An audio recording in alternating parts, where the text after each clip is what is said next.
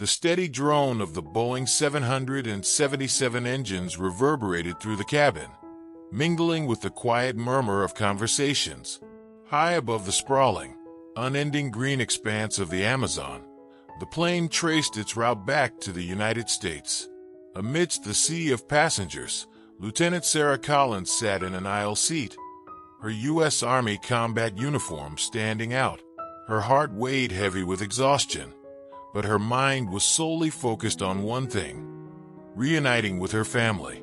The mission in Brazil had been tough, and while her mind was wired to endure, her heart longed for the warmth of home. Sarah was a woman of striking presence, her brunette hair tied back with military precision and her sharp brown eyes quietly observing the world around her. Though she projected calm and control, there was a quiet storm within her that only years of discipline and service could contain. As she glanced out of the window, watching the Amazon jungle below, Sarah's thoughts drifted to the challenges she had faced in Brazil.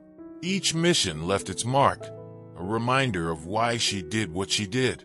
But it was the return home, the promise of seeing her loved ones, that kept her going. Yet peace was fleeting. A few rows behind, the carefree laughter of a group of American tourists pierced the air. Their voices grew louder, their conversation quickly turning into tasteless jokes. "Look, a soldier on the plane," one of them snickered, catching sight of Sarah. "Must be a costume or something. I mean, seriously, what's she gonna do? Serve us food?"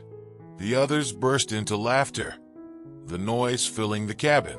Sarah had heard these jabs before.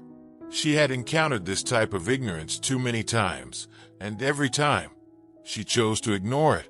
These people didn't understand the weight of the uniform, the sacrifices it represented. She remained still, eyes fixed on the jungle, her reflection in the window barely registering the noise behind her. But while Sarah was calm, others were becoming uncomfortable. One by one, passengers started exchanging uneasy glances. That was when the flight attendant, Anna, a young woman with dark circles under her eyes, approached the tourists. "Gentlemen, please lower your voices and show some respect for the other passengers," she said firmly, her voice tired yet authoritative. The group muttered and begrudgingly quieted down, but the damage had already been done. And then, without warning, the plane jolted violently. Overhead compartments rattled, and gasps echoed throughout the cabin. The captain's voice crackled through the intercom, tense and controlled. "Ladies and gentlemen, we are experiencing a technical emergency. We will need to make an emergency landing. Please remain calm and follow the crew's instructions." Panic swept through the cabin like wildfire. People began shouting, their voices a chaotic blend of fear and disbelief. The once confident tourists were now frozen in terror. The plane dropped rapidly, as if the earth itself was pulling it down into the endless green abyss below. The Amazon seemed to rise up to meet them as the pilot struggled to find a safe landing spot. And then, with a gut-wrenching jolt, the plane hit the ground. The fuselage groaned as it tore through trees and underbrush, finally coming to a grinding halt. The cabin was filled with the smell of burning metal and fear. Sarah's training kicked in immediately. Unbuckling her seatbelt, she scanned the cabin, assessing the injuries, the chaos, and the panic. Time slowed as she stood up and commanded, "Everyone, we need to evacuate. Follow my lead to the emergency exits." Her voice was calm, yet unwavering.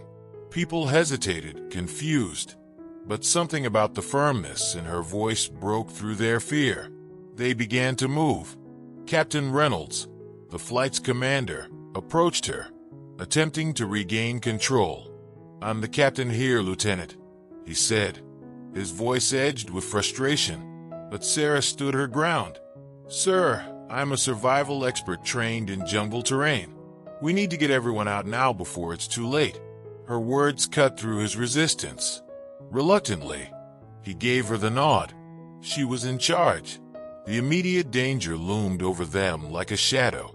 The smell of leaking fuel mixed with the forest's earthy scent, a potent reminder that they were far from safe. "Move away from the aircraft," Sarah ordered, her voice cutting through the lingering panic. She organized passengers into small groups, ensuring everyone was accounted for.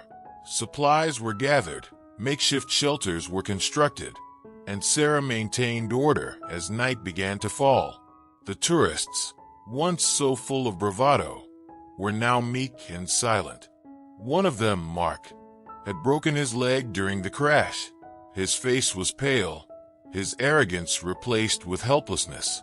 As Sarah approached to check on him, he couldn't meet her eyes. I'm sorry," he stammered, the weight of his earlier words heavy on his lips. Sarah's response was as steady as her leadership. "It doesn't matter now. We're all in this together." Her words carried no judgment, just the resolute focus of someone whose priority was survival. The hours dragged on, and Sarah led the group in gathering supplies from the wreckage and starting a fire. The jungle around them was alive with unseen threats, the distant calls of animals, the incessant hum of insects, the dense darkness that surrounded their fragile clearing. But the fire brought light and hope. Sarah divided the group into shifts, ensuring the flames stayed bright throughout the night, a beacon for any passing rescue aircraft. The fear in the air was palpable, but so was the growing respect for the woman who now led them all. The morning arrived, bringing with it a renewed sense of hope. As the first light of dawn filtered through the canopy, a low, distant hum reached Sarah's ears. "Helicopters!" She stood up, her heart pounding as she scanned the sky. The sound grew louder, and soon, 3 helicopters broke through the horizon, descending toward the clearing. Relief flooded the faces of the passengers, and as the rescue teams touched down, the survivors began to weep, hug, and cry with joy. Captain Reynolds approached Sarah as the last of the passengers were being airlifted out. His face was etched with sincerity.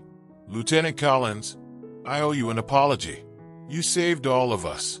If it weren't for your leadership, I don't know what would have happened." Sarah met his gaze, her exhaustion evident, but her resolve unshaken. "We did what had to be done, sir."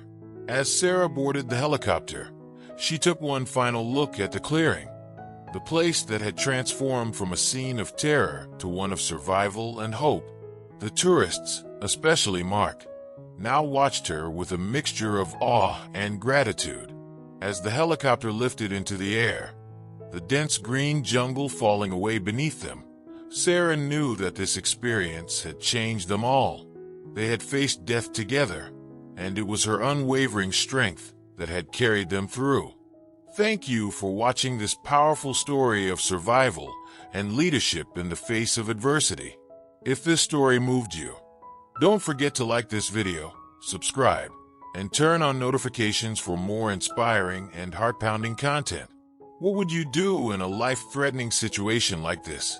Share your thoughts in the comments below. Your support helps us bring more incredible stories like this to life.